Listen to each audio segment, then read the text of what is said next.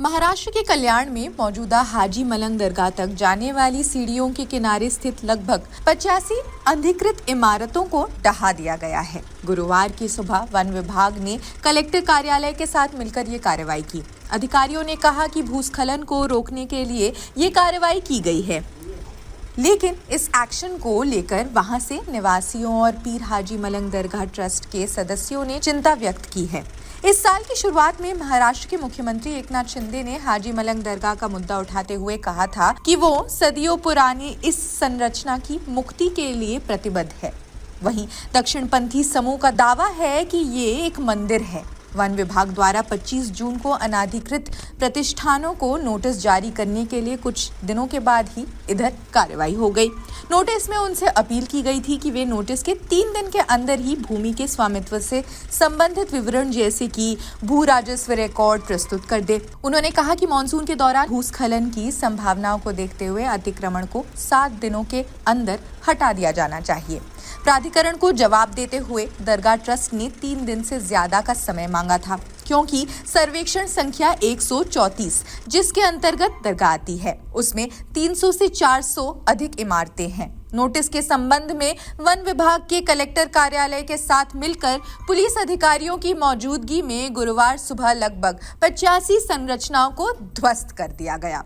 अधिकारियों ने कहा कि केवल व्यावसायिक इमारतों को ही ध्वस्त किया गया है। स्थानीय लोगों के अनुसार स्थानीय अप्सरा होटल से लेकर अन्य इमारतों को तोड़ दिया गया। इंडियन एक्सप्रेस से बात करते हुए विभाग के एक वरिष्ठ अधिकारी ने कहा कि क्योंकि ये इलाका भूस्खलन संभावित है, इसलिए अनाधिकृत अतिक्रमण हटाने के लिए तोड़फोड़ की गई है।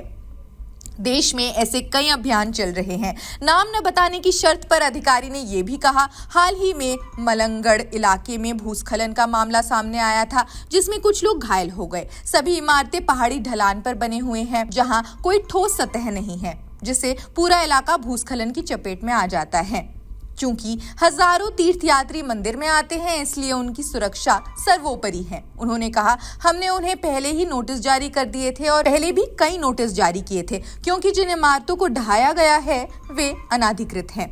अधिकारी ने बार बार दोहराया कि इमारतें अनाधिकृत हैं। हालांकि पीर हाजी मलंग साहब दरगाह ट्रस्ट के अध्यक्ष नासिर खान ने इंडियन एक्सप्रेस को बताया, अधिकारी सुबह सुबह पहुंचे और कई दुकानें तोड़ दी, जैसा कि होता आया है। सभी स्थानीय लोग और विक्रेता गरीब हैं, जैसा कि अक्सर खबरों में नजर आता है, और पीढ़ियों से यहाँ रह रहे लोगों को परेशानी का सामना करना पड़ रहा है। हमने वन विभाग से अपील की थी कि हमें कुछ और समय दिया जाए। खान ने आगे कहा, हमें डर है कि वे सदियों पुरानी हाजी मलंग दरगाह के खिलाफ अगली कार्रवाई कर सकते हैं।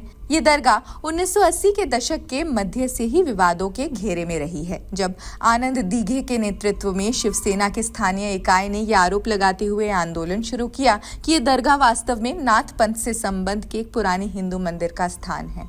हालांकि 1990 के दशक में सत्ता में आने के बाद शिवसेना ने इस मुद्दे को ठंडे बस्ते में डाल दिया, लेकिन इस वर्ष की शुरुआत में ही शिंदे ने इस मुद्दे को फिर से हवा दे दी।